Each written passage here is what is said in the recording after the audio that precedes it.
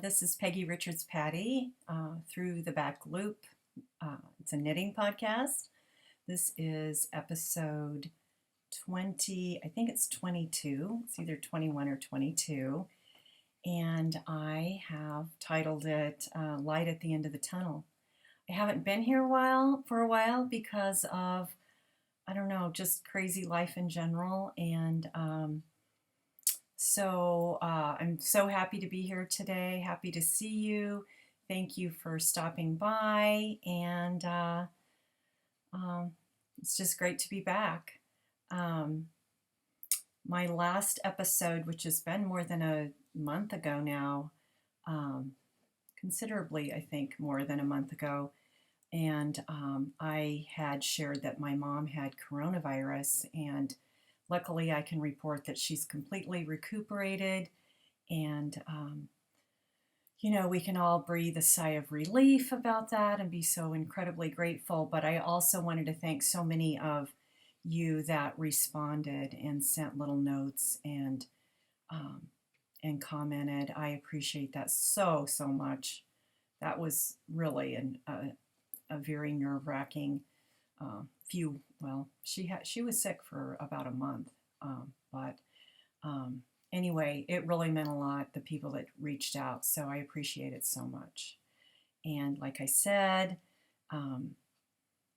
she's back to normal. She's back to normal now, so very, very, very, very grateful for that. And I'm also happy to report that I actually get my first shot tomorrow. Saturday at 1:30 is my appointment for my first shot, and I'm thrilled.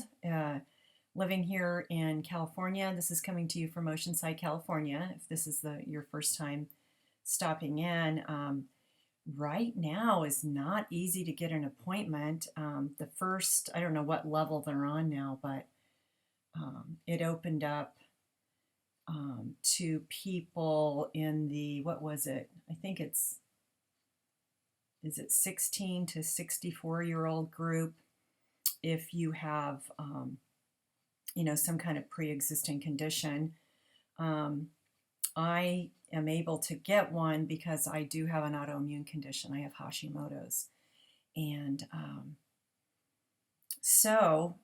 but it seems like so many people are just getting appointments, and I guess they're not even checking. I heard they're not even checking, which is fine. I'm just shots in arms. That's all that we really care about right now. But there's a lot of people I know that are on the older end of that category with significant needs and can't seem to get an appointment. So, hopefully that will change. And I'm already so excited about getting my hair done and going to the dentist. I never thought I'd look so forward to going to the dentist, going to the eye doctor, you name it, and just getting to become somewhat guardedly so, but somewhat more normal. So I know everybody's really ready for that. So welcome. If this is your first time here, welcome. If you're coming back, and we'll move on to the knitting. Okay, so the first thing I want to share with you today is a finished object, what I'm wearing. And this is what I'm calling my sweater of the decade, because this has been a dream come true. First of all, well, the name of the sweater is Childhood Sweater by how does she say her name? It's Norwegian. Anka Strict, which is now my new favorite designer because she's so amazing. This yarn is 100% cashmere. It's Clinton Hill cashmere. And if you've watched previous episodes of mine, you'll know that I won a $100 gift certificate from Caddy Jack's Knits podcast. It was when the pandemic first started, and it was you made a comment about what you had done to support a local yarn store or local yarn business of some sort. And so I just made a little comment about that I had purchased some yarn down at Apricot in San Diego at Liberty Station. And I couldn't believe that I won, because I have not won anything in my life, but I did. I won a $100 gift certificate to Clinton Hill Cashmere. And oh my gosh, this is a DK weight yarn. It is the softest, most scrumptious thing. I'll put up some pictures, but I want to give a huge, and just by some rare chance that that Jackie or Caitlin might watch my podcast, thank you so, so much. This was like a dream come true, because I never, ever would have purchased 100% cashmere for a sweater like this. And, that $100 gift certificate just kind of put a little dent in it. And, but it gave me the, it gave me the okay to go ahead and purchase the rest of what I needed. But like I said, I will put up pictures, but I know that this won't really do it justice, but I made it oversized, and I even made the arms a little longer than I normally do, or the sleeves. It has this cool faux seam running on the sleeves and up here. This is knit top down, and it's just got such clever construction. I love the oversizedness of it. It is in the back. I don't know if you can see. It's longer in the back, so it's got kind of a high-low hem, and it's just incredible. I know it's my all-time favorite sweater. All-time favorite sweater. There's no contest. It's incredibly comfortable. If you watched my last podcast before this one, or last episode, you know that this was my second time. Sorry for the dinging. I'm getting some texts apparently. Anyway, I started it, and the fabric was too thick, and so I ripped it all out. I was already like where you divide for the sleeves, and I just ripped it all out and did it on a bigger needle. I did this on, the ribbing is on a size 4, and the body is on a size 5 needle. And this is their bespoke, Clinton Hill Cashmere's bespoke. It's a DK yarn, DK weight. And it's just a dream sweater. It really is. We're in springtime here, so there's chilly evenings and things. So I probably will be able to wear it a little bit, but I mostly wanted to wear it out if I went somewhere, and now that we're not going anywhere, it's just kind of been waiting. So one of these days I'm going to go out to dinner or out to lunch, and I will wear my cashmere sweater. One thing that I did, and you probably maybe noticed when I put the pictures up, I had to order myself. This is a shoe cam. This is I got this idea from Caddy Jacks too, that you got to have the shoes to go with the outfit, right? So just one thing leads to another. So I actually purchased these shoes to go with it. They have the kitten heel. My foot looks really big there. I do have big feet, but that makes it look even bigger.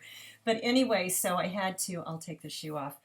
These are Sam Edelman, is that how you say it? And the little kitten heel I thought was adorable, and they're super comfortable. So even though they make my feet look big, I still love them. So anyway, I love my childhood sweater, and I love Caddy Jacks knits, and I love Clinton Hill Cashmere, and so it was just an all-around, dream experience, and I'm so incredibly grateful to them for giving me the chance to knit something like this. Okay, moving on.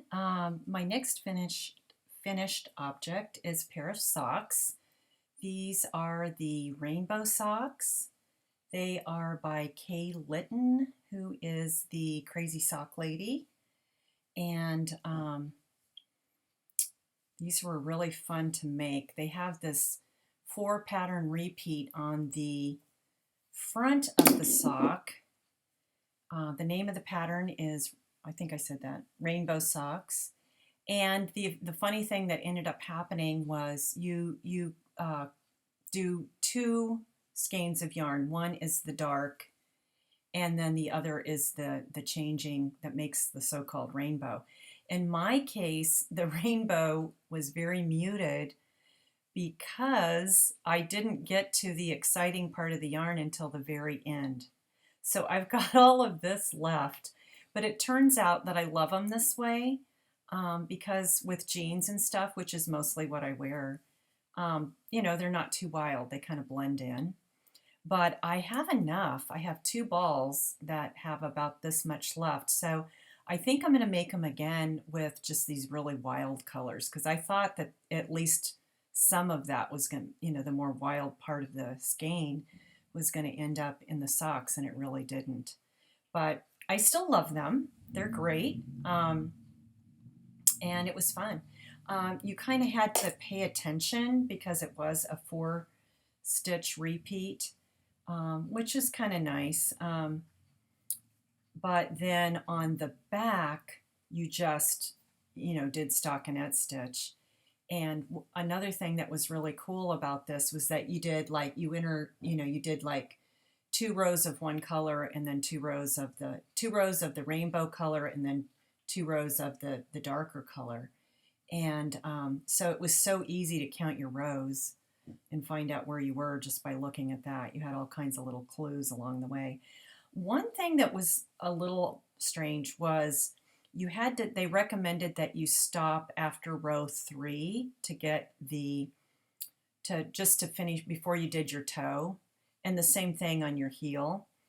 And so it ended up, because of that, it's about a 1/4 inch longer than, you know, longer sock than I really wanted, but it's okay. It's fine. It's just a little bit longer than I would prefer, but not a big deal. But anyway, Kay Litton, she does a great job. She's very experienced pattern writer, and really have enjoyed these. The next finished object is also a pair of socks, and I've knit these before. These are house socks that I knit for my husband. I've made this, like I said, I've made this before. These are the High Desert socks, designed by Lindsay Fowler. And these are nice because they are on a size 3. They're kind of marled because I held 2 skeins together. One was Magpie Swanky Sock, and the other one was Knit Picks Felici. And they're, oh no, I did that wrong. The second one was, one's Magpie Swanky Sock. The other one is KFI Collection Painted Sock, and they're Yellowstone. No, I'm sorry. I'm getting my socks all mixed up. Yellowstone is in this one. And this one is, oh, that's from another pair. I don't remember, honestly. I've got it written down wrong. But anyway, basically it's 2 fingering weights held together, and you use a size 3 needle top down. I did the medium size adult and just knit until the length was right for his foot. And he loves these because they're very, very squishy. You know, they're more like slippers than they are socks. But anyway, he should be in good shape now because I just made him a pair of these not long ago. And he has said that those are his favorite socks. So anyway, that's it for finished objects.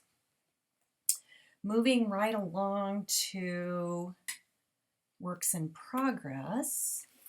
I have, if I can get it from this pile here, This, and I'm going to butcher this name as well. I've been butchering all names, it seems like today. But this is, and I'm going to see if I can hold it up. This is the beginnings. Well, I'm more than the beginnings.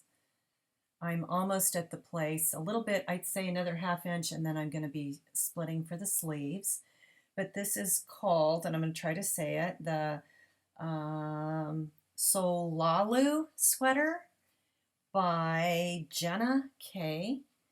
And this yarn is a Rosa Pomar yarn.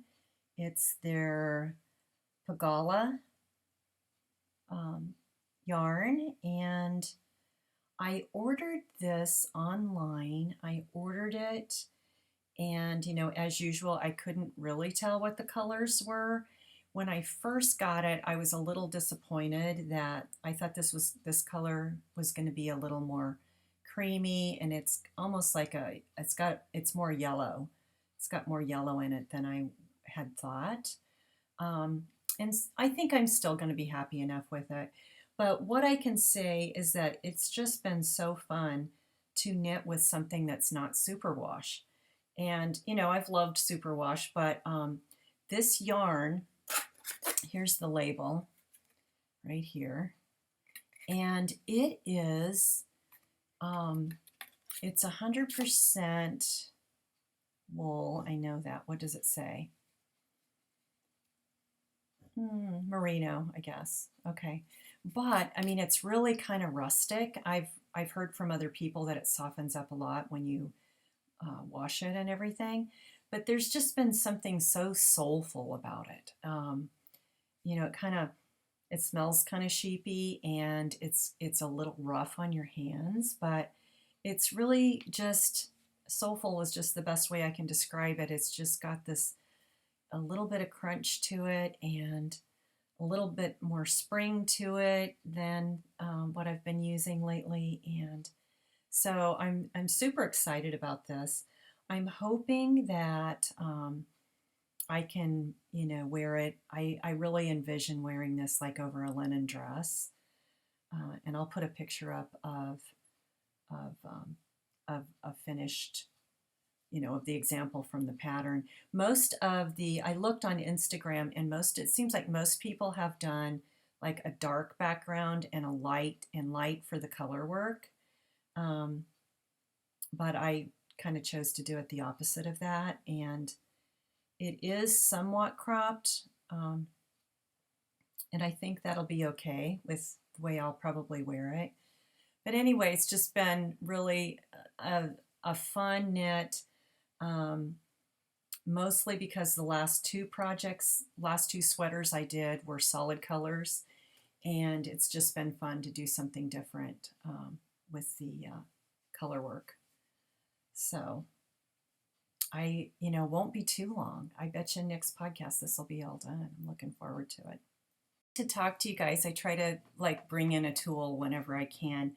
And the most interesting and most smallest little thing that seems so insignificant ends up being so meaningful and useful to me the last couple weeks.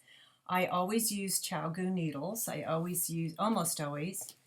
And I have a set, and just lately I had ordered another cord just because I needed to add to I didn't have that many cords, and I noticed that the needle I had to keep tightening it. And I was watching one of Andrea Mowry's recent videos. She started doing more on YouTube, more than just her tutorials. And she talked about that issue, and she talked about, these little grippers, and I don't think mine ever came with one of these I don't think my ChowGoo set came with a little gripper. If it did, I must have lost it immediately because I don't even remember it. So I ordered a couple of them. There were 2 in a pack. Tightened it up really good, and it hasn't come loose since. So, we all know the importance of good tools, but I had no idea that a little tiny piece of rubber like this could make such a difference in my knitting. So this is something that probably everybody else already knows about, but it it it was news to me, and it's turned out to like save me so much frustration because lately it seemed like I had been tightening those needles a lot. So that was a great find for me. And then that's all I really have except unfinished objects and whips. Um, Talking about future plans and acquisitions, sadly, a local yarn store here in North County, San Diego, has closed their doors, or they're in the process of closing their doors. So sad what's happening to all the brick and mortars.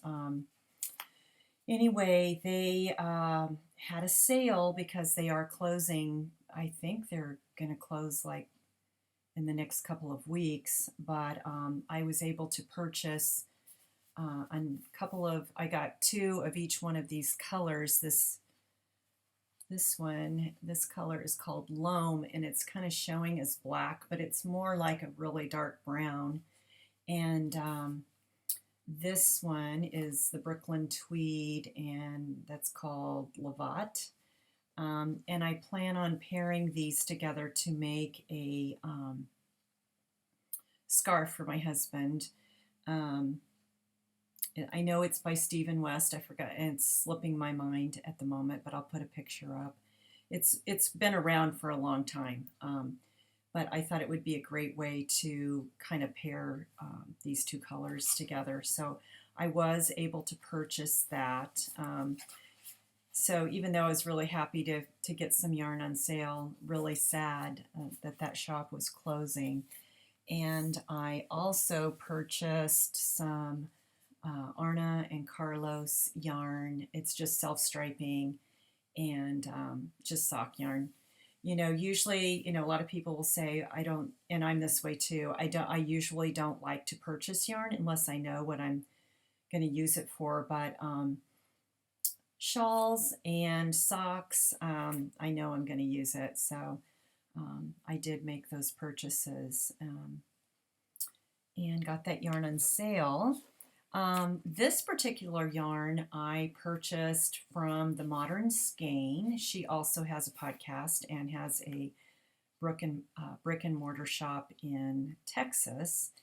And this yarn is, I don't know, it looks like it's line, but I've heard other people pronounce it different. So I don't know if it's Lina. And it's a commercial yarn. Let me say that. Sandus Garn, probably butchering that as well. But this is this particular color is called Curry, and it is, let me see what it's got in it. I think it's cotton and linen, if I remember correctly. It's linen and viscose and cotton. 53 cotton, 33 viscose, and 14 linen, 14%. But I'm going to do an anchor sweater with that for this summer. And then my neighbor Angela and I are going to do a summer knit along. We did that last year, and we're in the process. I'm going to let her pick the pattern again because